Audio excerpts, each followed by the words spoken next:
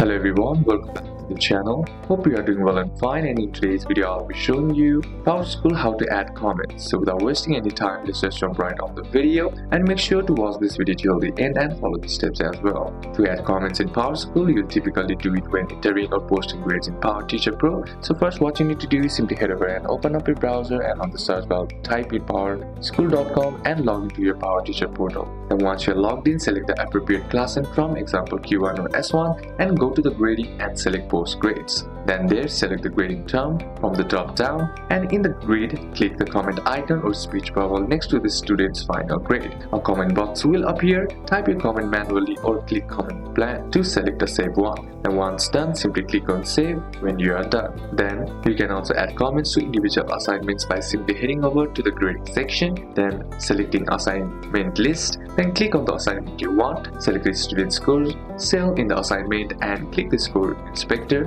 then type your comment in the comment field and lastly click on save. So these are a couple of steps that you can apply, and that's it for today's video guys. Hope this video was useful to you. Leave a like if it did, comment down any questions that you have. See you soon on the next one.